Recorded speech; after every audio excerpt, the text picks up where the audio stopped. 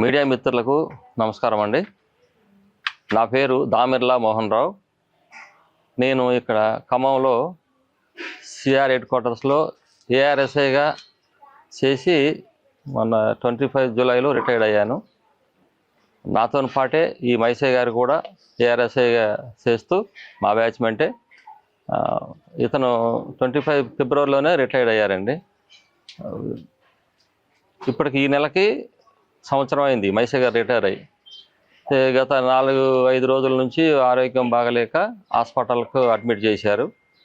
Admit చేసిన తర్వాత అతనికి ట్రీట్మెంట్ నడుస్తూ ఉందండి.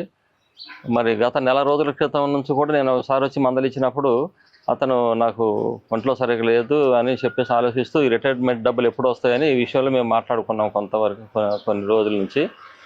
అప్పుడే అతను బాగా డిప్రెషన్లోకి వెళ్ళిపోయాడు మనిషి. దానివల్ల అతనికి అంతకుముందు కొద్దిగా ఏదో ఉంది, షుగరు, బీపీలు అవి, కానీ ఎప్పుడైతే ఈ డబ్బులు రాను లేట్ అవుతుందో 1 year దాటిపోయింది అనేది మనసులో పడేసి ఆయనకి ఇంకా బాగా డిప్రెషన్లోకి వెళ్ళిపోయి ఈ షుగరు, బీపీలు పెరగటం స్టార్ట్ అయిపోయినాయండి. మరి దానివల్లనో లేకపోతే ఆరోగ్యపరంగా కొంచెం హెల్త్ బాగలేక ఒక 1 week బ్యాక్ హాస్పిటల్లో అడ్మిట్ చేయడం జరిగింది. ఇప్పుడు హాస్పిటల్ అడ్మిట్ అయిపోయిన తర్వాత ఇక ట్రీట్మెంట్ నడుస్తూ ఉందండి. మరి అక్కడ ఆరోగ్యశ్రీ హాస్పిటల్కి వెళ్తే మాది కార్డు, హెల్త్ కార్డు పనిచేయదు, మేము తీసుకోమని చెప్పారండి. పిల్లలు అప్పులు అక్కడ ఇక్కడ తీసుకొచ్చేసి ఏదో చేసి ముందైతే అడ్మిట్ చేశారు. చేసిన తర్వాత మేము రోజు టచ్లోనే ఉంటున్నాం. చేసిన తర్వాత అది ట్రీట్మెంట్ నడుస్తూ ఉంది. ఒక 2 రోజుల్లోనే వాళ్ళ అమ్మగారికి కూడా సీరియస్ అయింది సేమ్ ప్రాబ్లం తోటి. ఎందుకంటే ఒక 1-2 నెలల నుంచి ఆమె కూడా డిప్రెషన్లోకి వెళ్ళిపోయేసి బాగా కిడ్నీ ప్రాబ్లం అది ఇది ఉండటం వల్ల బాగా ఇది అయిపోయింది. ఇక ఆమె కూడా బాగా పూర్తిగా డిప్రెషన్లోకి వెళ్ళిపోయి ఆమెను కూడా హాస్పిటల్ అడ్మిట్ చేసి ఇద్దరు ఒకే హాస్పిటల్ అయితే మళ్ళీ బాగోదని నిన్న రాత్రే ఆమెను మళ్ళీ హైదరాబాద్ షిఫ్ట్ చేయడం జరిగిందండి. ఇప్పుడు ఆమె ప్రజెంట్ వెంటిలేషన్లోనే ఉంది. ఎక్కడైనా కానీ చూడండి సార్, మా అదృష్టం ఏంది, మేము రిటైర్మెంట్ అయిన వాళ్ళకి మరి మేము ఆ రోజు 350 రూపాయల జీతం నుంచి స్టార్ట్ అయినాము. ఈ రోజు కనీసం పైసలు చూసే మా పరిస్థితి లేదు. అసలుకి 1 year నుంచి బాధపడుతూ అతనికి ట్రీట్మెంట్కి కూడా కనీసం డబ్బులు లేక చాలా తిప్పలు పడుతూ మరి నిన్న డెడ్ బాడీని తీసుకురావడానికి కూడా డబ్బులు లేవండి. లాస్ట్ బిల్లు పేమెంట్ చేయడానికి కూడా వాళ్ళ దగ్గర లేకపోతే మా అసోసియేషన్ వాళ్ళు మరి సీనియర్స్ వాళ్ళందరం కలిసి తలా ఎంత తీసుకొని డాక్టర్ గారిని బతిలాడుకొని డబ్బులు తీసుకొచ్చేసి ఇచ్చి బాడీని తీసుకొచ్చుకునే పరిస్థితి వచ్చిందండి మాకు. మరి మేము ఇంతగానో ఉద్యోగం చేసుకొని మరి ఏదో ఒకటి వస్తుంది లాస్ట్కి ఆశపడేసి కొన్ని డబ్బులు వస్తే మరి అవసరాలకు పనికొస్తాయని మేము ఎంతో సంతోషపడి మా పిల్లలకి ఏదైనా ఉపయోగపడుతుంది, చిన్న ఇల్లు కొనుక్కుందాం, లేదో పిల్లలు పెళ్లి చేసుకుందామని చెప్పనని మేము ఎంతో ఆశపడి ఉన్నామండి. మరి మాకు ₹1 కూడా ఇంతవరకు రాలేదు. వచ్చి ఆ పింఛను 50-60 వేలు వస్తున్నాయి పింఛను. ఆ పింఛన్తో మాకు బతకడం చాలా కష్టంగా ఉందండి. దయచేసి గవర్నమెంట్ వారు మరి మాకు ఇంకా ఎక్కడన్నా దయచేసి మాకు వచ్చే పెండింగ్ బిల్స్ మొత్తం క్లియర్ చేయగలని మనం చేస్తున్నానండి. నా పేరు చరణ్ రాజ్ అండి. మా నాన్నగారి పేరు కే మైసయ్య. మొన్న 2025 ఫిబ్రవరి నెలలో రిటైర్ అయ్యి ఉన్నారు, సంవత్సరం క్రితం. ఈ సంవత్సరం కూడా ముగింపు అవ్వలేదు. మా నుంచి నాన్నగారు దూరం అయిపోయారు. ఎలాంటి కూడా మేము జీర్ణించుకోలేని పరిస్థితికి వచ్చేసాము. ఎందుకంటే ఇద్దరు కూడా పెద్ద దిక్కులు కూడా మమ్మల్ని ఒంటరి వాళ్ళు చేశారు. అమ్మగారు కూడా ఒక 4 రోజుల నుంచి నిమ్స్ హాస్పిటల్లో అండర్ ట్రీట్మెంట్లోనే ఉన్నారు. ఇక నాన్నగారు వచ్చేసేసి ఒక మంగళవారం 10వ తారీఖు బాగా ఆయాసపడుతుంటే హాస్పిటల్లో తీసుకొని వెళ్ళి ఉన్నాం. ఆ టైంలో ఇక మేమైతే ఒక్క మాటే మాతో మాట్లాడారు. ఎమ్మటే కాన్షియస్లోకి వెళ్ళిపోయారు. ఎమ్మటే వెంటిలేషన్కి మాత్రం షిఫ్ట్ చేశారు.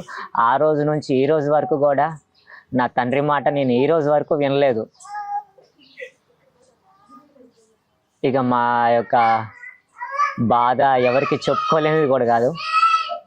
కానీ నాన్నగారితో పాటు చేసిన ఎంప్లాయీస్ అందరూ కూడా మా యందు దయలు తెలిసి మమ్మల్ని ఈ విధంగా నాన్నగారు నిన్న పొద్దున 5:15 నాన్నగారు ఇలా హార్ట్ ఆగిపోయిందని చెప్పి ఉన్నారు డాక్టర్స్. తీసుకొచ్చుకోవడానికి చాలా రిస్క్ పడి ఉన్నాం.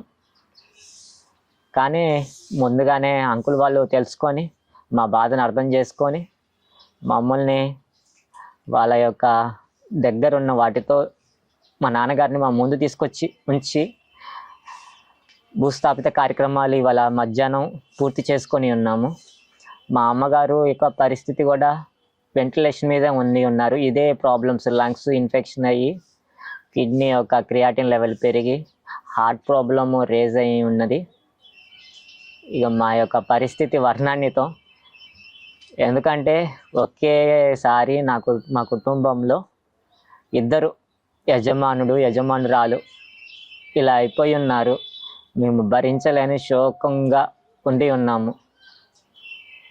ఈ యొక్క బాధ ఎవరికి కూడా రాకూడదని నా యొక్క మనస్ఫూర్తిగా కోరుకొనిచున్నాను. కానీ నాన్నగారు రిటైర్ అయిన దగ్గర నుంచి ఇంతవరకు కూడా ఎలాంటి బెనిఫిట్స్ పొందుకోలేదు. తర్వాత ఓన్లీ వచ్చే ఆ యొక్క పెన్షన్ మీదే మేము బ్రతుకుతున్నాము. నేను కూడా ఆరోగ్యరీత్యా చాలా ఇబ్బందులు పడుచున్నాను. ట్యాబ్లెట్స్ లేనిదే నా యొక్క జీవనము కొనసాగదు.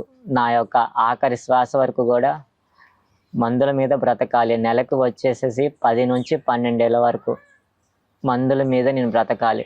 ఏ రోజైతే మందులు ఆపేస్తానో, ఒక్కరోజు ఆపేసినా కానీ నా యొక్క ఆరోగ్యము క్షీణిస్తూ వస్తుంటుంది. అప్పో సొప్పో తీసుకొచ్చుకొని నేను కొంచెం ట్యాబ్లెట్స్ వాడుకుంటూ వస్తూ ఉంటున్నాను. ఇక మీరే మా యందు దయదలిచి మీ కనికరాన్ని మా యందు ఉంచి మాకు కావాల్సినవి మాకు ఇప్పిస్తారని మనస్ఫూర్తిగా మీకు చేతులు జోడించి వేడుకుంటూ నా ఈ మాటలు ముగించుకుంటున్నాను. ఫాదర్ ఎప్పుడైనా రిటైర్మెంట్ బెనిఫిట్స్ రావట్లేదని చాలా ఇబ్బంది పడ్డారు.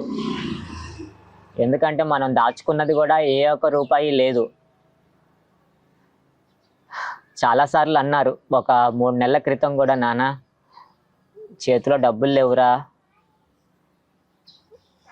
దిగిపోయిన డబ్బులు ఇంతవరకు 1 రూపాయి కూడా రాలేదు, ఏం చేయాలి, మన పరిస్థితి ఏంటి, మన భవిష్యత్తు, వచ్చే పెన్షన్ మీదే ఎలా బతకగలం మనం అని ఎన్నోసార్లు మా అమ్మగారితో పక్కన కూర్చొని ఇద్దరు ఎంతగానో, మేము లేనప్పుడు ఎంతగానో కుమిలిపోతూ ఇద్దరు కూడా చాలా ఇబ్బందులు పడుతున్నారు.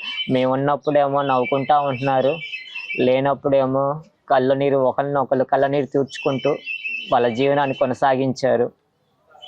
కానీ ఈరోజు మేము ఇలా అయిపోతాం అనేసి ఏ రోజు ఊహించుకోలేదు.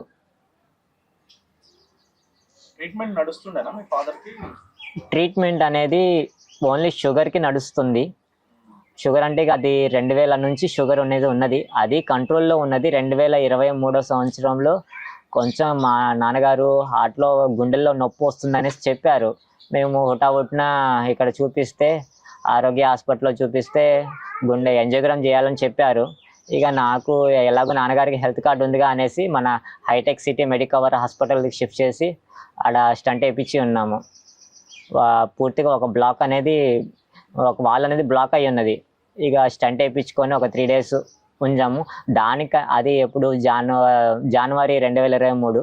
దానికంటే 1 month బిఫోరే, 1 month కాదు, ఆగస్టు 2022 సంవత్సరంలో నాన్నగారికి ప్రోస్టేట్ గ్రంథి సర్జరీ కూడా చేయించాను. నేను దగ్గరుండి మెడికవర్ హాస్పిటల్లో ప్రోస్టేట్ గ్రంథి కూడా చేయించాను. ఇక అప్పటి నుంచి నాన్నగారికి ఇక బాగా షుగరు అప్ అవ్వడము, ఇక నాన్నగారు మెంటల్ టెన్షన్లోకి వెళ్ళడము, ఇక మాకు కూడా ఏ ఇబ్బంది పడ్డాడు చెప్పరు. ఎందుకంటే పిల్లలు బాధపడతారనేసి చాలా ఇబ్బందులు పడుతూ అలా మేమే నాన్నగారిని చేసుకుంటా, చీరప్ చేసుకుంటా అలా ఇలా బయటికి హాస్పిటల్ తీసుకొని వెళ్ళి చూపించుకొని వచ్చి దగ్గరుండి చూపించుకుంటున్నాము.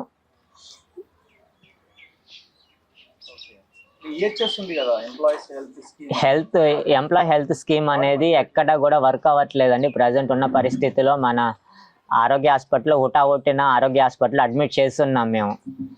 కానీ అక్కడ ఈహెచ్ఎస్ కార్డు, ఆరోగ్య భద్రత కార్డు అనేది ఏది కూడా వెసులుబాటు లేదు. ఓన్లీ జనరల్ దాని మీద మేము ఇది చేసుకున్నాం. అందులోని ఇన్సూరెన్స్ అనేది 60 సంవత్సరాలు పైబడిన వాళ్ళకి ఇన్సూరెన్స్ పాలసీ అనేది లేదు అనేసి చెప్పారు.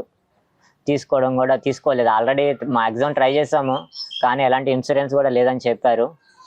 ఇక ఇక్కడ దాదాపు నాన్నగారికి ఇప్పుడు 5.5 లక్షల దాకా మేము ఖర్చు పెట్టి ఉన్నాము. 5.5 లక్షలు నేను ఇప్పుడు బయట వడ్డీ తీసుకొచ్చుకొని పెట్టి ఉన్నాము. అవన్నీ ఇప్పుడు నేను పూరించుకోవాలి అంటే నాన్నగారికి రావాల్సిన బెనిఫిట్స్ అయినా ఏమైనా వస్తే మేమేమైనా పూరించుకోవడానికైనా కానీ మాకు అవకాశం ఉంటుంది అనేసి వినయపూర్వకంగా మా యొక్క బెనిఫిట్స్ మాకు అందించగలరని ముఖ్యమంత్రి గారికి విన్నవించుకుంటున్నాము. సార్ నా పేరు రాజా అండి. మైసయ్య గారు 3వ కుమారుడు నేను. యాక్చువల్గా ఈ మొత్తం కాకుండా నేను చెప్పాలంటే నాన్నకి ఏదో ఇబ్బంది ఉంది కానీ బయట చెప్పుకోలేకపోయిండు. ఎందుకంటే హెల్త్ ప్రాబ్లమ్స్ బయట చెప్పుకుంటే ఎక్కడికి డబ్బులు ఖర్చు అవుతాయో, ఉన్న దాచుకున్నాయి 1-2 లక్షల రూపాయలు ఎక్కడ ఖర్చు అవుతాయో, నా కొడుకులు ఎక్కడ అనాథలు అవుతారో అని బయట చెప్పుకోలేదు. బయట చెప్పుకోకుండా అట్నే ఉండిపోయిండు. నాన్నదైతే February 5th నాన్న బర్త్డే, మంచి హ్యాపీ కేక్ కోసుకున్నాం. ఆ రోజు బిర్యానీ కూడా తెచ్చినాం, తిన్నాడు. February 6th వామిటింగ్ చేసేసిండు. మాకేం అర్థం కదా పాప. అదే ఆఖరితో నాన్న నాకు ఈ చొక్కా షర్ట్ కొట్టించిన, నాన్న నాకు బ్లాక్ కలర్ నచ్చదు కదా నాన్న, నాకు వేరే షర్ట్ చేస్తావా, డిస్కౌంట్ అవుతుందా అన్నాడు. నాన్న అవుతుంది, వేరే షర్ట్ తెచ్చిన. 6వ తారీఖు నుండి వామిటింగ్ స్టార్ట్ అయిందండి. 6వ తారీఖు నుండి వామిటింగ్ స్టార్ట్ అయ్యి 2 days కంటిన్యూగా అయింది. ఇంకా తట్టుకోలేకపోయి ఆయాస పడుతూ ఉండు. సరే అని హాస్పిటల్ తీసుకుపోయాను. హాస్పిటల్ తీసుకుపోతే యూరాలజీలో మధ్యలో 5 mm రాడ్ ఉంది, 5 mm స్టోన్ ఉంది అన్నారు. మాకు 12th అపాయింట్మెంట్ ఇచ్చారు సర్జరీకి. సరే 12th ఇచ్చారు కదా అనేసి ఊరుకున్నాం. కానీ దానికంటే ముందల రోజు నుండి డాడీకి 3 days నుండి యూరిన్ రావట్లేదు. అది మాకు చెప్పలేదు. ఎక్కడ చెప్తే నా కొడుకులు దాని గురించి ఆలోచించి దాచుకునే డబ్బులు ఎక్కడ ఖర్చు అయిపోతాయో అని చెప్పలేడు. బలవంతంగా తీసిపోయి చేయించాను. సరే యూరిన్ పైప్ వేశారు. ఫస్ట్ డే నడిచింది యూరిన్, మళ్ళీ సెకండ్ డే నుండి సేమ్ రిపీట్ అయింది, యూరిన్ నడవలేదు. ఇంకా నాన్న నీళ్ళు పట్టుకుంటే ఇటు చేతులు ఇట్లా వణికిపోయాయి. అన్నం పెట్టుకున్నా కానీ వణికిపోయేది చాలా లోపల. అంటే మా ముందర హ్యాపీగా ఉండేటోళ్ళు, కానీ మా వెనకాల అమ్మ నాన్న పాపం చెప్పుకోలేని బాధ అనుభవించారు. 35 సంవత్సరాలు సర్వీస్ చేసినారా, ₹1 చేతికి రాలేదు. ఏం చేయాలి? 35 సంవత్సరాలు నేను దాచుకున్న డబ్బులు నాయి, నేను వేరే ఉత్తి డబ్బులు కూడా అడగట్లేదు, నేను దాచుకున్న డబ్బులు అడుగుతున్నా కానీ రావట్లేదు. ఏం చేయాలా అనేసి నాన్నగా చాలా ఫీల్ అయ్యింది. ఈ బాధ అమ్మకి చెప్పుకుందా అంటే అమ్మ ఆల్రెడీ హార్ట్ వీక్ పర్సన్. అమ్మకి చెప్పుకోలేను. లోపల దిగమింగుకున్నాడు. 11వ రోజు అసలు తట్టుకోలేకపోయాడు. బాగా ఆయాసపడ్డాడు. మాకు చేతులు కాళ్ళకి నా హఠాహుట్టిన తీసుకుపోయిన ఆరోగ్య హాస్పిటల్కి జాయిన్ చేయించుకుంటే అక్కడ ఈహెచ్ఎస్ నాన్న తీసుకుంటూ ఈహెచ్ఎస్ వర్క్ కాదన్నారు. ఈహెచ్ఎస్ మీరు జనరల్లోనే వెళ్ళిపోవాలి అనేసి అన్నారు. సరే జనరల్లో వెళ్ళిపోతాం, నాకు నాన్న ఆరోగ్యం ముఖ్యం, ఎక్కడ అప్పు చెప్పు తెచ్చి చేసుకుందాం అనేసి అనుకున్నాం. జాయిన్ చేయించుకుంటే వెంటిలేషన్ పెట్టేసిండ్రు. నెక్స్ట్ డేనే 2 రోజులు డిశ్చార్జ్ చేస్తాం అనుకుంటా ఎక్స్టెండ్ చేస్తూనే ఉన్నారు. కానీ అసలు వాట్ ఈస్ ప్రాబ్లం ఏంది అని ఏం చెప్పట్లేరు. దాన్ని ఎక్స్టెండ్ చేసుకుంటూ పోయారు. చివరికి లాస్ట్కి 3వ రోజు సార్ అసలుకి నాన్నకు ఊపిరి ఉన్నదా, మొహం మీద అడిగేసి నాన్నకు ఊపిరి ఉన్నదా సార్ అంటే చూపిస్తుందా అనేసి ఇటు కొట్టి పాపం అప్పుడే మెలుగు అమ్మ అంటే అమ్మ ఎంత ఇష్టమో నాన్నకు అప్పుడు అర్థమైంది. 2 సార్లు అదే అన్నాడు. ఇంకా సరే అని ఆఫ్ చేసిండు. సరే మీరు వెళ్ళిపోండి అన్నారు డాక్టర్. బయటకు వచ్చేసినాం. దాని తర్వాత నుండి నాలో మాట వినలేదు. ఇటు కళ్ళు తెరిచి ఇటు అనేటోడు అంతే. అది కూడా మేము అడంగా చూపించినారు హాస్పిటల్ కూడా. లాస్ట్కి నిన్న రాత్రి నాన్న మాకు శవం వచ్చిండు. ఒకటి ప్రాబ్లం అనుకుంటే ఇంకొకటి అమ్మ సైడ్. ఈ అయితే శత్రువు కూడా రాకూడదు ఇలాంటి ప్రాబ్లమ్స్. అమ్మకి సేమ్ ప్రాబ్లమ్స్ వచ్చేసినాయి. తెలీదు అమ్మకి ఇప్పటికి కూడా. అమ్మకి ఎందుకంటే అమ్మకి లంగ్స్ ప్రాబ్లం ఉంది, స్టంట్ ఆల్రెడీ హార్ట్ వీక్ ఉంది, కిడ్నీ ప్రాబ్లం ఉంది. ఈ టైంలో ఎక్కడ అమ్మకి చెప్తే అమ్మకి గుండె ఎక్కడ పగులుతుందో. అట్లీస్ట్ ఇంటికి పెద్ద దిక్కు. నాన్నను కోల్పోయినాం, ఇంకా అమ్మని కూడా కోల్పోయాక మాకు అది లేదు. ఇప్పటికి కూడా అమ్మకి నాన్నకి ఏం చెప్పినాం, అమ్మ నాన్న నేను ఈహెచ్ఎస్ మీద నడుస్తుంది మీది మీ అమ్మగారిది నిమ్స్ లో ఉన్నారు కదా, ఇప్పుడు ప్రెసెంట్ నిమ్స్లో ఉన్నారు సార్, అక్కడ నడుస్తుంది సార్ ఈహెచ్ఎస్. ఇక్కడ మాత్రం ఫస్ట్ సురక్ష ఫైనాన్షియల్ చాలా ఇబ్బంది అయింది సార్. ఆరోగ్య హాస్పిటల్ నాన్న జాయిన్ చేయించినాం, దాని తర్వాత అమ్మని కూడా ఆరోగ్యాలు జాయిన్ చేపిద్దాం అనుకుంటే ఫైనాన్షియల్కి ఇబ్బంది అయింది. సురక్షకి తీసుకెళ్ళినాం సార్. ఫస్ట్ సురక్షకి తీసుకెళ్ళిన తర్వాత అక్కడ వాళ్ళు చేయరట్లు, కానీ ₹1,00,000 బిల్ వేసేసారు సార్. దాని తర్వాత నాన్నకి అర్థమైపోయింది, ఆఖరి చూపు నాంది. అట్లీస్ట్ అప్పో చేసిన అమ్మకి కడసారిగా చెప్తున్న చిన్నగా, అమ్మ నాన్న పరిస్థితి కొంచెం క్రిటికల్గా ఉందమ్మా, డాక్టర్స్ చెప్తున్నారు క్రిటికల్గా ఉంది నాన్న పరిస్థితి, దక్కదని చెప్తున్నారు, కానీ ఈ 2 రోజులైనా నువ్వు నాన్న పక్కన ఉంది కనరా అనేసి బయట తీసుకొని వచ్చి అమ్మ నాన్న బెడ్ పక్కన పడుకోబెట్టినాను సార్. ఇంకా మాకు అర్థమైపోయింది, ఇంత ఫేస్ చూపిస్తే చూడండి, ఇంత లావు ఉబ్బింది నాన్నది.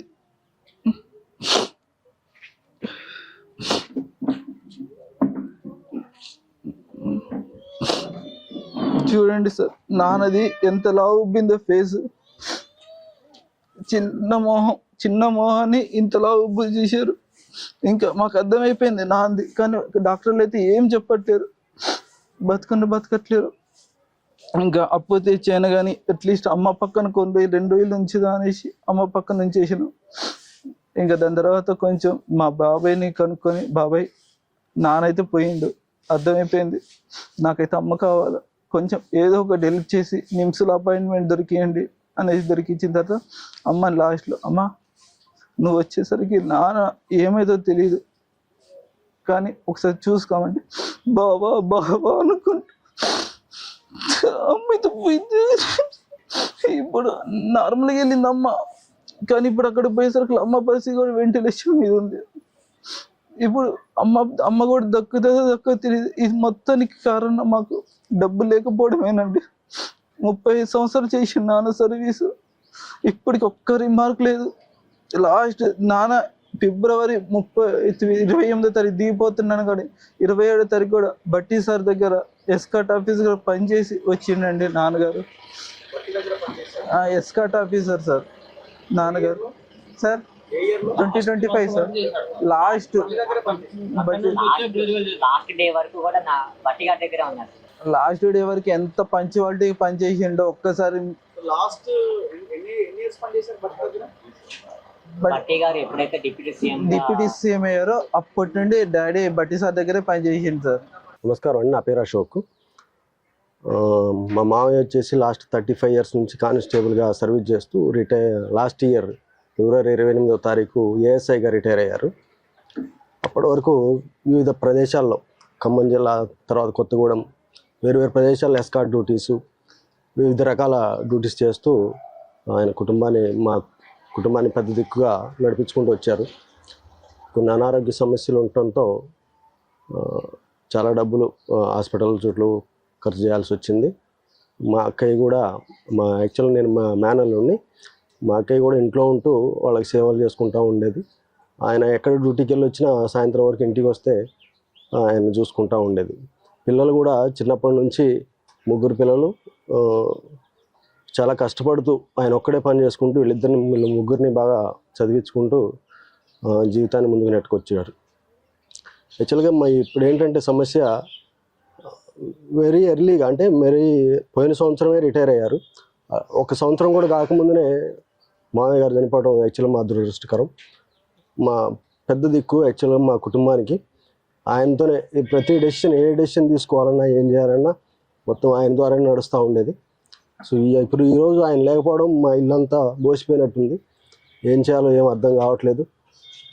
ఆయన చనిపోవడం, మా అక్కయ్య అనారోగ్యం పాలవడం, ఆమె కూడా ఇప్పుడు నిమ్స్లో లంగ్స్ ఇష్యూస్తో బాధపడుతూ ఉంది. వెంటిలేషన్ మీదే ఉంది ఈరోజు కూడా. ఆమె ఎప్పటివరకు రికవర్ అవుతారో అర్థం కాలేదు. ఇద్దరు అనారోగ్యమైనప్పుడు ఇక్కడ లోకల్ హాస్పిటల్లో తీసుకెళ్ళినప్పుడు మా దగ్గర సరైన అమౌంట్ లేక ఇద్దరిని ప్రైవేట్ హాస్పిటల్లో పెద్ద హాస్పిటల్లో చూపించలేక ఒకరి చిన్న హాస్పిటల్లో ఒకరి పెద్ద హాస్పిటల్లో జాయిన్ చేయడం జరిగింది. అప్పటికి మా అక్కయ్య ఆరోగ్యం బాగా డీరిటరేట్ అవుతుంది. తను కూడా దగ్గుతుందో లేదో ఉద్దేశంతో మళ్ళీ తను కూడా కొంచెం పెద్ద హాస్పిటల్కి తీసుకురావడం జరిగింది. అక్కడ కూడా ప్రాబ్లం ఉందనేసి నిమ్స్కి కొంచెం ఫ్రీ ట్రీట్మెంట్ ఈహెచ్ఎస్లో అపాయింట్మెంట్ దొరకడం అక్కడ షిఫ్ట్ చేయడం జరిగింది. ఇప్పుడు మేము ఏంటంటే యాక్చువల్ కుటుంబ దిక్కు కోల్పోయాం. ఫైనాన్షియల్గా కూడా మా వాళ్ళు ముగ్గురు పిల్లల్లో కూడా ఒకళ్ళే సెటిల్ అయ్యారు.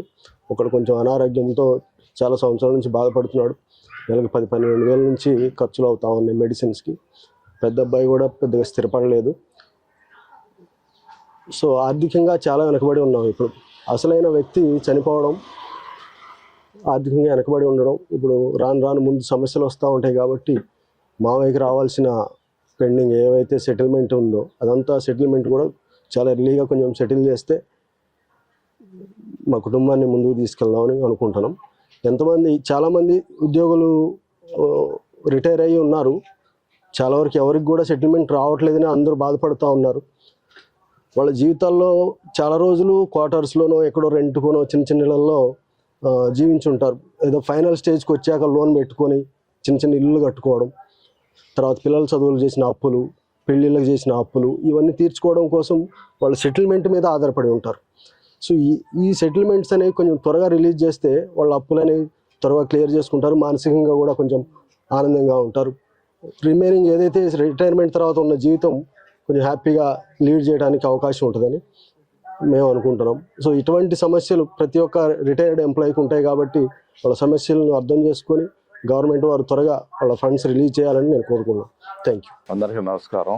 నా పేరు రాధాకృష్ణ. నేను retired police officers association Khammam జిల్లా ప్రెసిడెంట్గా ఉన్నాను. అయితే మేము రిటైర్ కాక ముందు నుంచి కూడా ఇట్లాంటి సమస్యలు గవర్నమెంట్లో వచ్చినాయి. గత గవర్నమెంట్లో, ఇప్పుడు గవర్నమెంట్లో కూడా ఏదైతే రిటైర్ అయినటువంటి డబ్బుల్ని ఇవ్వకుండా ఇబ్బంది పెట్టడం జరుగుతూ ఉంది. ప్రస్తుతం ఇక్కడ మా ఖమ్మం జిల్లాకు సంబంధించిన మైసయ్య గారు, ఏఆర్ఎస్ఐ గారు గత 2 రోజుల క్రితం హాస్పిటల్లో, నిన్నటి రాత్రి అనారోగ్యంతో హాస్పిటల్లో చేరి అన్ఎక్స్పెక్టెడ్గా మరణించడం జరిగింది. అయితే మైసయ్య గారు ఏఆర్లో సెలెక్ట్ అయ్యి ఏఆర్ఎస్ఐగా రిటైర్ అయ్యారు. చాలా ఆరోగ్యంగా ఉన్నాడు. ఆయన మనిషి ఏమీ లేదు, ఫిట్గా ఉన్నాడు, ఫోర్స్లో పనిచేశాడు, ఎక్సర్సైజ్ బాడీ అయింది. కానీ 2025 ఫిబ్రవరిలో రిటైర్ అయిన తర్వాత, ఇప్పుడు ముందైతే సర్వీస్లో ఉన్నవాళ్ళు ఎవరైనా సరే మనం రిటైర్ అయిన తర్వాత ఇన్ని డబ్బులు వస్తాయి, ఆ డబ్బులతోని ఏదో చేసుకోవాలా, పిల్లల పెళ్ళిళ్ళు లేకపోతే ఏదన్నా ఇల్లు, అవన్నీ ఒక ప్లాన్ ఉంటుంది. ఎప్పుడైతే ఫిబ్రవరిలో రిటైర్ అయిన తర్వాత ఆ డబ్బులు రాలేదు, ఇంకా ఎప్పుడు వస్తాయో కూడా తెలియని పరిస్థితి వచ్చినప్పుడు మనిషిలో ఆందోళన, స్ట్రెస్ మొదలయ్యి గత కొంతకాలం అనుకోకుండా షుగర్ వచ్చింది ఆయనకి. ఆ షుగరు ఏదైతే మనోవ్యాధితోని షుగర్ ఎక్కువ కావటం వల్ల బుధవారం నాడు ఇట్లా హాస్పిటల్లో చేరాల్సి వచ్చింది. అదే మనోవ్యాధితోని షుగర్ పెరిగి దాని మీద కిడ్నీలు, మిగతా అవయవాల మీద పడి అతను చనిపోవడం జరిగింది. అయితే ఈయన ఎప్పుడైతే అనారోగ్యం వచ్చి ఇట్లయిందో, ఆమెగారు కూడా, వారి సతీమణి కూడా ఇదే విధంగా అనారోగ్యానికి పాల్గొవటం. పిల్లగాళ్ళు 3 పిల్లలు ఉన్నారు, వాళ్ళు కూడా పూర్తిగా సెటిల్ కాలేదు. వీళ్ళిద్దరిని హాస్పిటల్లో దించడానికి డబ్బులు లేక వాళ్ళ బంధువుల దగ్గర, స్నేహితుల దగ్గర లక్షల కొద్దీ అప్పులు చేసి, వాళ్ళకి సుఖం లేకుండా ఇటు వాళ్ళిద్దరు కూడా అనారోగ్యం హాస్పిటల్లో ఉండటం వల్ల వాళ్ళ కుటుంబం తబ్బిబ్బిపోయింది. ఏదో సంఘంలో వాళ్ళకి తెలిసిన వాళ్ళు, బంధువులు ఉండటం వల్ల ఇక్కడ దాకా లాక్ రావటం జరిగింది. లాస్ట్ ఆయన గారిని ఆరోగ్య హాస్పిటల్లో చేర్చిన తర్వాత మరి ఆమె గారితో మళ్ళీ అదే హాస్పిటల్లో వైద్యం చేయించి చేయలేని పరిస్థితిలో వాళ్ళు నిమ్స్కి షిఫ్ట్ చేయటం జరిగింది.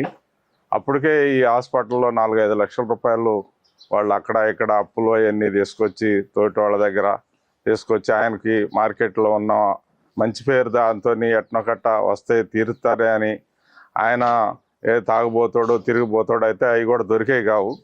ఆయనకున్న గుడ్ విల్, మంచితనం వల్ల ఎంతో కొంత అప్పు తీసుకొచ్చి అయినా కూడా వాళ్ళు అక్కడ దాకా వైద్యం చేయించగలిగారు. చివరికి వచ్చేటప్పటికి 4-5 లక్షల రూపాయల హాస్పిటల్లోనే బిల్లులు రావటం జరిగింది. సరే, మాకు ఆ క్రితం రాత్రి 10 గంటల సమయంలో మా అసోసియేషన్కి కొద్దిమంది ఇన్ఫర్మేషన్ ఇస్తే ఉదయం వెళ్దాం అనుకున్నాం. ఉదయమే మళ్ళీ తెల్లారుజామని ఇట్లా చనిపోయినట్టు వార్త వచ్చింది. వచ్చిన తర్వాత హాస్పిటల్కి వెళ్ళాం. సరే, వాళ్ళు కూడా మాకు వాళ్ళు ఎక్కువ వేసుకున్నారో తక్కువ వేసుకున్నారో మాకు తెలియదు, కానీ ఏదో కొద్దిగా సహకరించి కొంత అమౌంట్ తీసుకొని బాడీని ఇవ్వటం జరిగింది. అక్కడికి వచ్చిన తర్వాత మొత్తం మీద చూస్తే ఎంప్లాయింట్ పరిస్థితి, సరే గత గవర్నమెంట్ కాడి నుంచి ఇది మొదలైంది. ఏదైతే రిటైర్మెంట్ కాగానే వెంటనే డబ్బులు ఇచ్చే పద్ధతికి పోయి వారికి ఉన్న ప్రాధాన్యతని మాకు రావాల్సిన డబ్బులు ఇవ్వకుండా ఇట్లా ఇబ్బంది పెట్టడం వల్ల కొన్ని వందల మంది చనిపోవటం జరిగింది. ఈ విధంగా రాష్ట్ర వైజ్గా చాలామంది చనిపోవటం జరిగింది. అనారోగ్యం కూడా లేని వాళ్ళకు కూడా అనారోగ్యం వస్తుంది. మానసికంగా ఒత్తిడికి లోనయ్యి ఈ డబ్బులు ఎప్పుడు వస్తాయో ఏదో ఇప్పుడు ఫస్ట్ నుంచి ఏదో ప్లాన్ ఉంటుంది. ఆ ప్లాన్ ప్రకారం డబ్బులు రాపోయేటప్పటికి మానసిక ఒత్తిడితోని చనిపోవడం జరుగుతుంది. కాబట్టి మనం మీడియా మిత్రులు మేము కూడా మరి గవర్నమెంట్ మీద ఒత్తిడి తీసుకొచ్చి ఏదైతే మనకి రావాల్సిన డబ్బుల్ని రాబట్టుకోవడానికి సరే కోర్టుల ద్వారా కానీ లేదా ప్రత్యక్షంగా కానీ ఏదో రకంగా గవర్నమెంట్ మీద ఒత్తిడి చేసుకొచ్చి మనం డబ్బులు వీళ్ళకి రావాల్సిన వాళ్ళందరికీ ఇప్పించాల్సిన అవసరం మా మీద కూడా ఉందని తెలియజేస్తూ మీరు మాకు సహకరిస్తే మరి ఏదో ఒక రకంగా గవర్నమెంటు ఇస్తామంటున్నారు, ఇవ్వట్లేదు. ఒక నెల ఇస్తున్నారు, ఒక నెల ఇవ్వట్లేదు. అదేవిధంగా ఈ హెల్త్ కార్డులు కూడా ఇప్పుడు లేవు. రీఎంబర్స్మెంట్ ఉండేది అంతకుముందు. రీఎంబర్స్మెంట్ ఎవడకు చేర్చుకోవట్లా. మన తర్వాత ఈహెచ్ఎస్లో ఏ హాస్పిటల్లో కూడా అన్ని హాస్పిటల్కి కొన్ని కోట్ల రూపాయలు గవర్నమెంట్ బకాయి పడి ఉండటం వల్ల ఏ హాస్పిటల్ వాళ్ళు కూడా ఈహెచ్ఎస్లో తీసుకోవట్లేదు, క్యాష్లెస్లో తీసుకోవట్లేదు. పోనీ మేము బిల్లు పెట్టుకొని వైద్యం చేసుకుని వచ్చిన ఆ బిల్లు రావట్లేదు. చివరికి వచ్చేటప్పటికి సర్వీసులో ఉన్న భద్రత కూడా ఎవడు తీసుకోవట్లేదు. ఇప్పుడు నిమ్స్కి పరిమితం అయిపోయింది. నిమ్స్ అంటే చాలా లాంగ్ ప్రాసెస్. మనం ఏదన్నా ఒక పేషెంట్ పోతే వాళ్ళు టైం ఇస్తారు, వాళ్ళకున్న ఒత్తిడి వల్ల సడన్గా వైద్యం చేయలేని పరిస్థితి. ఇప్పుడు కూడా ఏదో మరి ఈహెచ్ఎస్లో ఏదో క్యాష్లెస్ కార్డులు ఇస్తాం అని చెప్తున్నారు. మరి అది ఎంతవరకు జరుగుతుందో తెలియట్లేదు. కొంతకాలం కొంత డబ్బులు రిలీజ్ చేస్తామని చెప్పి కూడా దాన్ని కూడా నిలబెట్టుకుంటున్నట్లేదు. కాబట్టి ఇప్పటికైనా గవర్నమెంటు ఈ విషయంలో కలగజేసుకొని మొదటి ప్రాధాన్యతగా రిటైర్మెంట్ అయినటువంటి వాళ్ళకి డబ్బులు ఇవ్వాలని అసోసియేషన్ తరఫున డిమాండ్ చేస్తూ వారి కుటుంబానికి మా ప్రగాఢ సానుభూతిని తెలియజేస్తూ వారికి మా వంతు సహాయంగా అండదండలతో ఉంటామని మీ అందరికీ తెలియజేస్తూ ముందు కూడా మరి గవర్నమెంట్ మీద పోరాటం చేయడానికి అందరూ సన్నద్ధం కావాలని, గవర్నమెంట్ తప్పనిసరిగా ఎవరికి రావాల్సిన వాళ్ళ డబ్బులు వాళ్ళకి ఇవ్వాలని డిమాండ్ చేస్తూ ఉన్నాం. నమస్తే, నా పేరు రమేష్, రిటైర్డ్ ఏఆర్ఎస్. నేను కూడా నాకు 2 పాపలు, ఒక బాబు. ఆల్రెడీ ఒక పాప మ్యారేజ్ చేశారు, నాకు మనవడు. అయినా పాపకు కూడా ఇప్పుడు డైవర్స్ అయి పాప నా దగ్గర ఉంటుంది. ఆల్రెడీ ఇంకో పాప మ్యారేజ్కి ఉంది. ఇప్పుడు ఒక బాబు, నాకు పెద్ద బాబు పీజీ చేసింది, చిన్న పాప బీటెక్, బాబు బీటెక్. నేను గత అక్టోబర్ 28వ తారీఖున పోయి బట్టి గారిని కలిశాను. నేను, అయ్యా నా బిడ్డ పెళ్ళి ఉంది, కొద్దిగా నాకు రావాల్సిన 55-60 లక్షల డబ్బులు రావాలి, అన్ని డబ్బులు నాకు వద్దు, కనీసం మినిమం ఒక 15 లక్షలు ఇవ్వండి, కొద్దిగా గొప్ప నా దగ్గర ఉన్నాయి, అవి వేసి పాప మ్యారేజ్ చేస్తా, మంచి సంబంధం దగ్గరకు వచ్చింది చేస్తే తప్పకుండా నేను సాయం చేస్తాను నేను అన్నాడు. నేను నా భార్య పోయి కాళ్ళు పట్టుకున్నాం, మేము దండం పెట్టి కాళ్ళు పట్టుకున్నాం. అయినా కనికరం లేదు వాళ్ళకి. మళ్ళీ మొన్న పోయాను, ఇక్కడ ఖమ్మం లోకల్ పోయాను మొన్న, గత 5 రోజుల క్రితం. సార్ గత నెల మేము ఇట్లా వచ్చాం సార్, ఇట్లా పాప మ్యారేజ్ అని మీరు అరేంజ్ చేస్తున్నారు, చేయలేదు, తప్పకుండా ఈసారి కొద్దిగా అరేంజ్ చేస్తారంటే గ్యారెంటీ చేస్తాను. మళ్ళీ నేను నా భార్య దండం పెట్టి చెప్పాము మొత్తం ఈ విధంగా ఇట్లా అని. మా పరిస్థితి బాగాలేదు సార్, ఇప్పుడు నేను లోన్ తీసుకొని ఇప్పుడు ఇల్లు కట్టుకుంటున్నాను, నా డబ్బులు ఆ డబ్బులతో కట్టుకుందాం అనుకున్నాను. నాకు ఇప్పుడు పెన్షన్ 66,000 వస్తుంది, రేపు 40,000 నాకు లోన్ కట్టింగ్ పెడుతున్నారు, 25,000 నేను బతకాలి దాంతో. ఇది నా పరిస్థితి, మీరు ఎట్లయినా తక్కువ సాయం చేయాలి సార్ అంటే తప్పకుండా చేస్తా అన్నాడు. మరి ఏం చేస్తారో ఏంటో మాకు తెలియదు. మేము చాలా ఇబ్బందులు పడుతున్నాం. నేను 36 సంవత్సరాలు 7 నెలలు ఉద్యోగం చేశాను. నేను కూడా నేను మన మే 31 రిటైర్ అయ్యాను. నేను ఇప్పుడు నేను దిగిపోయి 9 నెలలు అయింది, 9 పైసలు కూడా ఇంతవరకు లీవ్ ఎన్గేజ్మెంట్ కానీ, జీపీఎఫ్ కానీ, నా సరెండర్ లీవ్ కానీ, నా గ్రాడ్యుయేట్ కానీ ఏ ఒక్క పైసా కూడా నాకు రాలేదు ఇంతవరకు. ఆ డబ్బులు మీద ఆశ పెట్టుకుంటాను. నాకు బీపీ, షుగర్ అన్నీ ఉన్నాయి, నా భార్యకి థైరాయిడ్, బీపీ అన్నీ ఉన్నాయి, మొత్తం నా భార్యకి ఉన్నాయి.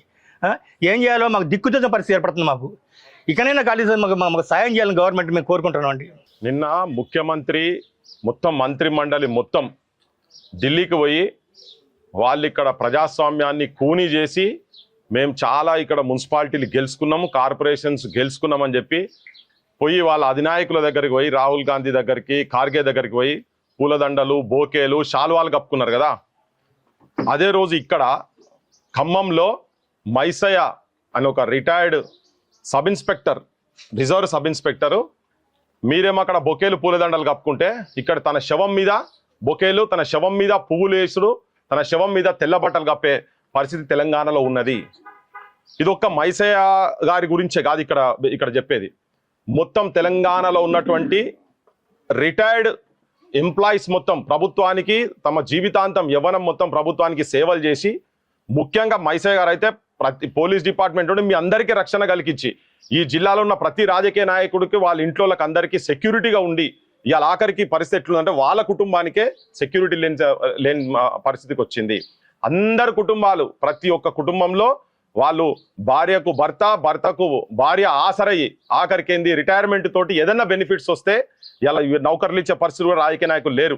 వాళ్ళ పైసలతోని పిల్లలనే ఏమన్నా సెటిల్ చేద్దామనే ఆలోచన, ఒక కోరిక, అటువంటిది ఆశల మీద అడియాశలు వేసేసి లాస్ట్కు శవాల జాతర ఒక్కటి కాదు, దాదాపు 200 పైన మంది చచ్చిపోయిందని చెప్పి సంఘం వాళ్ళు చెప్తా ఉన్నారు. ఇప్పటికే వందలాది కాదు వేలాది మంది లోపల రాష్ట్ర గత ప్రభుత్వం కూడా ఈ పైసలు ఇయ్యలేక 3 ఏళ్ళు సర్వీస్ పెంచారు. వీళ్ళు వచ్చిన తర్వాత వీళ్ళు ఇస్తలేరు, సరిగా నెలకు పెన్షన్లు కూడా ఇస్తలేరు. ఈ కుటుంబం ఒకటి చూస్తే తెలంగాణకు ఒక ముఖ చిత్రం. రిటైర్ అయినటువంటి కుటుంబాల పరిస్థితి ఏందో అర్థమవుతుంది. MBA చదివిండు, ప్యాంక్రియాస్ సంబంధించినటువంటి సమస్య వచ్చి పోయాల నెలకు 10 నుంచి 15 వేల రూపాయలు తన స్పెండ్ చేసేది. పెద్ద పిల్లాడి 110 గజాలు ఇక ఇది ఉన్నది. పోలీసు వాళ్ళు అనగానే అనుకుంటారు కదా మస్తు పైసలు ఉంటాయి, బాగా సంపాదిస్తారని. ఇది రిజర్వ్ వాళ్ళు. వీళ్ళు ఎక్కడ ఏ ఇష్యూ ఏది జరిగినా కానీ జనం రక్షణకు, రాజకీయ నాయకుల రక్షణకు వచ్చి నిలబడతారు. అయ్యా ఈ జిల్లాకెళ్ళి 3 మంత్రులు ఉన్నారు, 3 మళ్ళా పైసల మంత్రులు ఉన్నారు, భూముల మంత్రులు ఉన్నారు, పెద్ద పెద్దోళ్ళు ఉన్నారు. ఈ ఒక్కరిని సంవత్సరం నుంచి తిరుగుతున్నట్టు అందరికీ. మీ దగ్గర కూడా పనిచేసినట్ట కదా, పెద్ద పైసల మంత్రి అయిన దగ్గర కూడా పనిచేసినట్ట కదా. ఈ రిటైర్డ్ ఎంప్లాయీస్ కి సంబంధించినటువంటి తెలంగాణలో ఉన్నటువంటి వాళ్ళ జీవితం అయితే చాలా దయనీయంగా, ఘోరంగా, అన్యాయంగా ఉన్నది. అసలు ఇలా ముఖ్యమంత్రి చెప్తాడు కదా, రోడ్ల మీద ఎవడన్నా ఫైన్ ఇది నెంబర్ ప్లేట్లు కానీ ఏదన్నా ట్రిపుల్ రైడింగ్ కానీ హెల్మెట్ లేకుండా పోతే అకౌంట్లకే డైరెక్ట్ మేము కనెక్ట్ చేస్తాము, డైరెక్ట్ డిడక్ట్ కావాలని. అయ్యా మీరు ఇలా నెలల నుంచి, సంవత్సరాల నుంచి ఈ కుటుంబాలకు ప్రభుత్వం అప్పున్నది కదా, సర్వీస్ చేసిండ్రు, వీళ్ళేం తప్పు చేయలే, మీకు సేవ చేసిన వాళ్ళ పైసలు అవి. వాళ్ళు ఇవ్వకుంటుంటే ఇప్పుడు ఎవనాక ఒకటికి వెళ్ళి తీయాలి, చెప్పాలి, ముఖ్యమంత్రి గారు చెప్పాలి. ఆపోజిషన్ పార్టీలు కూడా ఏం చేస్తారో అర్థమైతలేదు. బీజేపీ వాళ్ళు, టీఆర్ఎస్ వాళ్ళు ఈ అంశాలను ఎందుకు మాట్లాడతలేరు? ఎందుకు వీళ్ళ మీద మీకు కనికరం లేదు? వీళ్ళ మీద కనీసం సహానుభూతి లేదు మీకు? ఇట్లా ఎన్ని కుటుంబాలు అంటే సర్వీస్ చేసి ప్రతి ఇంట్లో ఉన్నటువంటి, ప్రతి రిటైర్ అయిన ప్రతి ఇంట్లో ఈ సమస్యలు ఉన్నాయి. నేను చెప్తున్నా ఏంటంటే మీరు వెంటనే కనీసం వీళ్లకు వైద్యం కూడా అందేయలేని దుస్థితిలో ఉన్న తర్వాత ఏం ప్రభుత్వాలు, మీరేం ముఖ్యమంత్రులు, మీరు ఏం సంబరాలు చేసుకుంటారు, నెత్తిలో కొట్టుకుంటారు. మీరు తెలంగాణ అంతా శివాల జాతర అవుతుండే, ఉదికు నిరుద్యోగులకు నౌకరు లేక వాళ్ళు ఆత్మహత్యలు చేసుకుంటారు. పేదరికంలో వీళ్ళు చెప్తున్నారైతే కన్నీళ్ళు వస్తున్నాయి. మాకు ఏం ఇబ్బంది ఉన్నదని చెప్పలేని సిచ్యువేషన్స్ లో ఉండి కూడా పిల్లలకు చెప్తే ఏడ బాధపడతారు అని చెప్పని వాళ్ళు లోపల మానసికంగా కృషించి డిప్రెషన్స్లకు పోయి రోగాలు తెచ్చుకొని, చిన్న రోగం ఉంటే అది 1 పైసా ఉంటే ఎక్కడికో పోతున్నది, పోయి నాశనం అయిపోయి లాస్ట్కు శవాల కాడికి వస్తున్నది. నేను విజ్ఞప్తి చేస్తున్నా మొత్తం తెలంగాణ ప్రజలకు, ఎక్కడెక్కడైతే మన నిరుద్యోగుల కుటుంబాలకు, అందులో ఉన్నటువంటి వాళ్ళకు కూడా ఎవరెవరైతే వీళ్ళు రిటైర్ ఎంప్లాయీస్ ఉన్నారో వీళ్ళందరికీ అండదండగా తెలంగాణ సమాజం మొత్తం ఉండాల్సిన అవసరం ఉన్నది. నేను మీ సంఘాలకు కూడా చెప్పదలుచుకున్నాం, ఇది మేము కూడా టేకప్ చేస్తాం ఈ ఇష్యూను. మేము కలిసి మీడియా మిత్రులతో కలిసి మెయిన్ స్ట్రీమ్ ఛానల్ ఒక రోజు వేస్తే పోతాయి, ఎందుకంటే వాళ్ళు అడ్వర్టైజ్మెంట్లు ఇస్తారు పోతారు. ఇవి అట్లా కావు, ఈ ఛానల్ అట్లా కావు. మనం ఈ అంశం మీద కొట్లాడదాం. మీరు ఏం చేసినా అని ప్రభుత్వాల మీద ఒత్తిడి తీసుకురావాల్సిన అవసరం ఉన్నది, ఒత్తిడి తీసుకురావాలి. మీరు కొన్ని 100 కోట్లు 1000 కోట్లు ఇలా మీకు హైదరాబాద్లో విగ్రహాలు పెట్టేటందుకు మీరు మూసీ సుందరీకరణకు కోట్ల రూపాయలు చెప్పి లక్షల కోట్ల రూపాయలు పెడతా అంటారు, 1000 కోట్ల రూపాయలు పెడతా అంటారు కదా. వీళ్ళ ఇచ్చేయండి అయ్యా, వీళ్ళ పైసలు ఇచ్చేసేయండి. మీకు జల్సాలు చేసేందుకు, మీకు ప్రైవేటు విమానాలు ఎక్కడికంటే అక్కడ పోయేటందుకు మీకు దొరుకుతాయి. మీరు వేరే దేశాలకు పోయేటందుకు, మీరు విహారయాత్రలు చేసేందుకు మీకు దొరుకుతాయి. మీ కుటుంబాలకు పైసలు ఉంటాయి, మీరు పర్సెంటేజ్లు తీసుకుంటారు, మీకు పైసలు ఉంటాయి. కానీ వీళ్ళు చేసినటువంటి వీళ్ళ పైసలు, ఈ కుటుంబాల పైసలు వీళ్ళకు ఉండకుండా చేస్తున్నటువంటి దుర్మార్గమైనటువంటి రాజకీయ వ్యవస్థలో తెలంగాణ ఉన్నది. ఇలా మేము మొత్తం ఎవరెవరైతే రిటైర్డ్ ఎంప్లాయీస్ ఉన్నారో, ప్రభుత్వ ఉద్యోగులు ఉన్నారో, వాళ్ళందరి తరఫున మా బొట్టలం, క్రాంతి దళగా మా బొట్టలం మేము కూడా అందరం ఉంటాం. సమాజం అంతా కూడా ఉండాల్సిన అవసరం ఉన్నది. అందుకనే ఈ హైదరాబాద్కి వెళ్ళి ఇంత దూరం వచ్చి తెలవంగానే ఇలా పొద్దుగాల చాలా వీళ్ళందరికీ అసోసియేషన్ కూడా చాలా ఏంటంటే తెలంగాణ దండం పెట్టాలి. ఏంటంటే వాళ్ళు పాపం హాస్పిటల్కి పోయి వాళ్ళ పతారతోటి మాట్లాడి చేసి వాళ్ళు ఇంత పైసలు వాళ్ళు కూడగొట్టుకున్న పైసలతోటి వాళ్ళు అక్కడ ఆడింది పైసలు కట్టేసేసి, అంటే ఇలా దహన సంస్కారాలు చేసేందుకు మేము అనుకున్నాం మామూలు ప్రజలకే లేవని, కానీ ఇటువంటి కుటుంబాలకు లేవు. ఏంటంటే ఇగో ఇప్పుడు పెన్షన్లకు వెళ్ళి నెలకు 10-12 వేల రూపాయలు ఇక్కడ కట్టాలంట, అనారోగ్యంతో ఉన్నాడు కాబట్టి. ఆ పెన్షన్ పైసలతోనే కదా, పెన్షన్ పైసలు అని రాకుంటే పిల్లగాడు ఏం చేయాలి? ప్రభుత్వ హత్య, ఇది 100% ప్రభుత్వ హత్య. మైసయ్య గారిది ఇట్లా 200 మంది ఎవరైతే చనిపోయినరో వాళ్ళందరిది ప్రభుత్వ హత్యనే. వాళ్ళకి ఎందుకంటే వాళ్ళకి రిటైర్మెంట్ బెనిఫిట్స్ ఇయ్యలేదు, మీరు వైద్యం కూడా ప్రాపర్ గా చేయించలేదు కాబట్టి. ఇది ముఖ్యమంత్రి గారు రేవంత్ రెడ్డి గారు, మీరు మీ కేబినెట్ గత ప్రభుత్వాలు చేసినటువంటి హత్యలుగా మేము భావించదలుచుకున్నాం. మేము ఇవన్నీ ఇమ్మీడియట్ గా మీరు అన్ని పక్కకు పెట్టి తక్షణమే నెక్స్ట్ మీరు ఎలక్షన్స్ కు పోతున్నారు కదా, ఎంపీటీసీలు, జెడ్పీటీసీలు ఇక స్టార్ట్ అవుతాయి. మీ మొత్తం మీ లొల్లి, మీ పంచాయతీ, మీ టికెట్లు, మీ సీట్లు, మీ కొనుక్కునుడు, ప్రజాస్వామ్యాన్ని పైసలు పెట్టి కొనుక్కున్నారు కదా, అందులో పైసలు ఖర్చు పెట్టినాయి. ఈ రిటైర్డ్ ఎంప్లాయీకి ఇచ్చేటందుకన్నా మీకు ఎక్కడైనా ఒక దగ్గర మీకు ఆ సద్బుద్ధి కలిపియాలి భగవంతుడు అంటాడు. నిజంగానే భగవంతుడు ఉంటే మీ లోపల కనుకుండేది ఉంటే ఎక్కడైనా ఈ భూమి మీద ఉంటే కూడా వాళ్ళకి ఆ సద్బుద్ధి కలిపియాల.